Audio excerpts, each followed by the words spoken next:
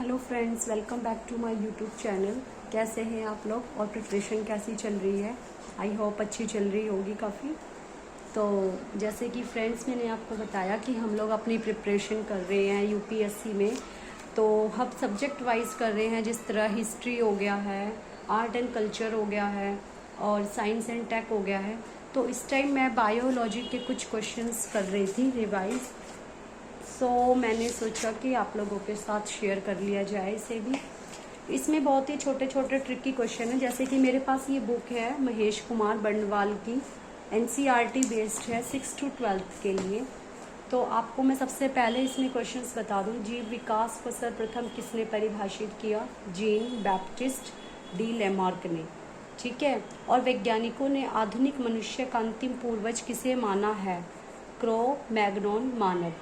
तो आप जब इसके बायो सेक्शन में जाएंगे, केमिस्ट्री, फिजिक्स, ये महेश कुमार बंडवाल की है।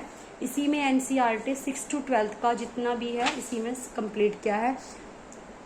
तो ऑब्वियसली अब हमें पता है कि टाइम बहुत ही कम है and minimum 45 days.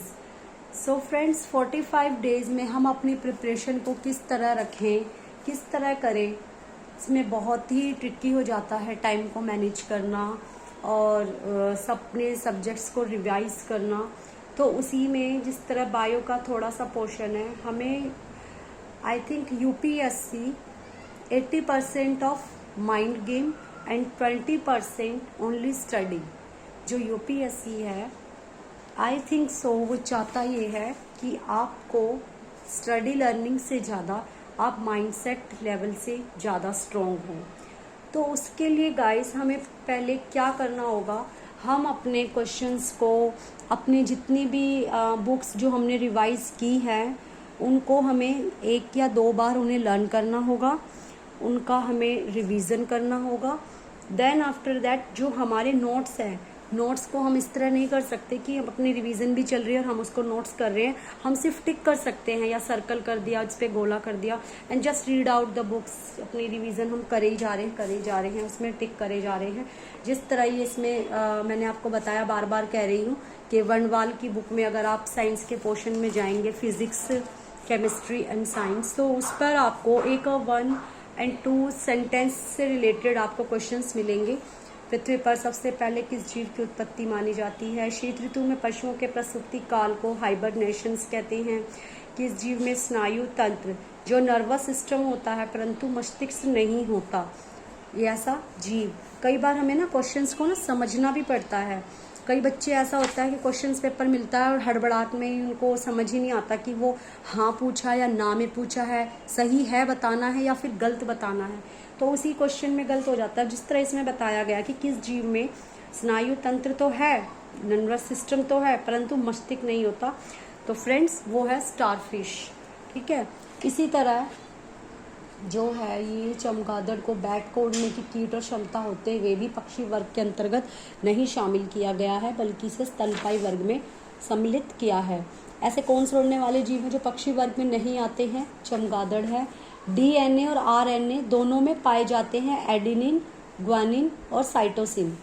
Adenine, guanine और साइटोसिन। जंपिंग जीन को जिसने खोज की थी? मैकक्लिंटॉक ने। 5 जगत वर्णन, 5 किंगडम क्लासिफिकेशन, 5 किंगडम क्लासिफिकेशन जो स्टार्ट किया था हिटवेकर ने किया था। ठीक है। तो उसी तरह जो ये प्रकाश संश्लेषण की प्रकाशिक और अप्रकाशिक अभिक्रिया क्लोरोप्लास्ट में कहाँ होती है? ग्रेना एंड स्ट्रोमा में। ग्रेना एंड स्ट्रोमा में। मोल्स्का संघ के कुछ जंतुओं में नीले हरे रंग का रक्त किसके कारण होता है? होम्योस्नाइसिन के वजह से। तो कवकों और उच्चतर पादपों की जड़ों के मध्य कौन सा कार्यात्मक सहचार्य क्या पाया जाता है? कवक मूल। ईस्ट और मशरूम किस प्रकार के जीव है? फंगी, फंफूद। और कपास में पाया जाने वाला प्रमुख घटक है सेलुलोज। क्लोरोफिल के निर्माण में कौन सा तत्व महत्वपूर्ण है? मैग्नीशियम। ठीक है। ये भी और ये भी जो हम इसमें आपको बता रही हूँ कि कुछ जो है, हम ऐसा नहीं है कि हम इसमें से कुछ छोड़ सकते हैं, हमें करना ही होगा वो। आई थिंक मतलब माइंड में तो रहनी चाहिए, कुछ भी IUPAC है वो कब कहाँ से पूछिए। अगर आप जितना भी पढ़ रहे हैं, जो भी पढ़ रहे हैं, एटलीस्ट उसके डेप्थ तक आपको नॉलेज होनी चाहिए। अब टमाटर में लाल रंग किसके कारण होता है? लाइकोपिन की उपस्थिति के कारण। शहतूत के फल का वैज्ञानिक नाम क्या है? सोरोसिस। ठीक है, तो गाइस मैं इसी के थ्रू अपनी बायोलॉजी, केमिस्ट्री एंड फिजिक्स की प्रिपरेशन कर रही हूँ, एंड आई होप सो आप लोग भी इस बुक को रेफ़र करेंगे।